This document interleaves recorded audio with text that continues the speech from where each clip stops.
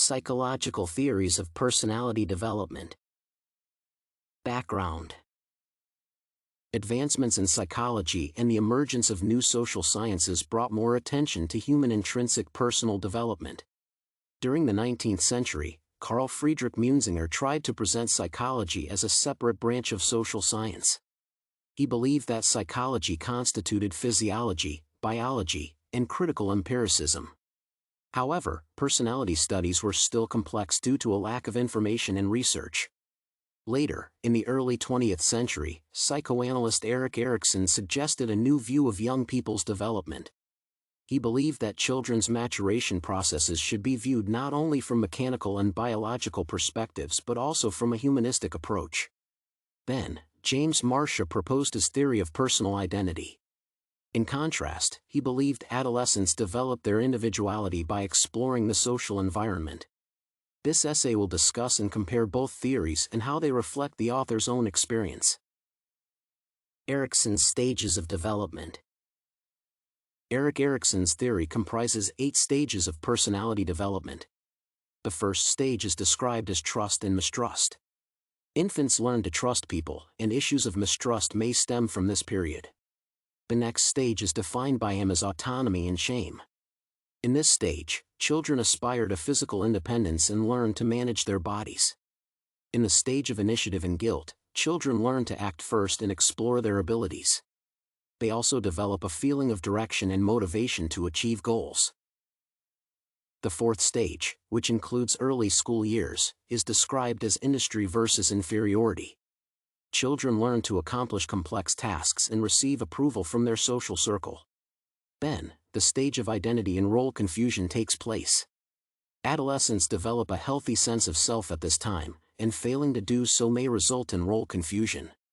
Early adulthood is described as intimacy and isolation, and it explores how adults establish intimate connections. Next, people undergo a stage of generativity versus stagnation.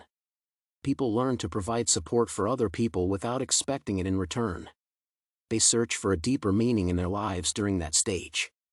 Lastly, the ego integrity and despair stage explains how humans reflect on their experiences and accept mortality. Erikson's stages of personality development give insight into human life and its peculiarities. Marcia's identity development theory. James Marcia's theory, on the other hand, demanded a more empirical approach to the understanding of the stages. He proposed that humans can be separated into identity statuses based on their exposure to various social circumstances. It allowed him to classify personalities into 4 distinct entities. They are foreclosure, diffusion, moratorium, and achievement. Foreclosure defines people who accept a specific outcome without learning alternative options. Such people experience extreme pressure from their peers or parents. Diffusion is ascribed to people who neither accepted dominant views nor explored their own. Moratorium refers to those who investigated several options but failed to settle on one. Finally, achievement suggests people who thoroughly evaluate numerous identities and choose the most suitable. In summary, Marcia's theory focuses on the selection process and the social circumstances that define them. Comparison of theories. Erikson's and Marcia's theories approach human identity differently but share some views. Erikson's system consists of 8 stages and reflects the whole lifespan of a person. In comparison, Marcia's theory has only 4 concepts that comprise human behavior.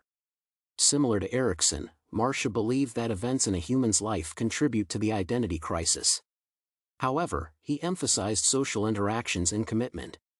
On the other hand, Erikson thought that personality development is primarily determined by phases in human life and that childhood is critical in the formation of an identity.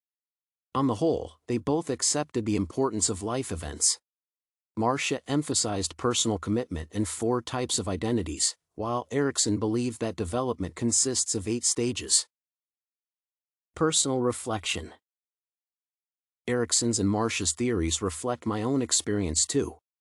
Firstly, I need to mention that, according to Erikson, I should be at the stage of intimacy and isolation. I am currently in my early adulthood and trying to establish deep connections with people. As I pass through the steps of childhood and adolescence, I learned that childhood traumas and mistrust might cause identity issues. I agree with Erikson and believe that identity crises may stem from the early stages of life. In addition, I can also support Marcia's ideas since I have particular behavior patterns in different social situations. These theories explain why each phase of life matters and how the lack of certain parts can lead to an identity crisis. Conclusion. The two theories contributed immensely to personality studies. Erik Erikson's stages of development describe the processes people experience as they mature and develop personalities, while James Marcia's identity theory reflects how humans adapt to circumstances and evaluate options.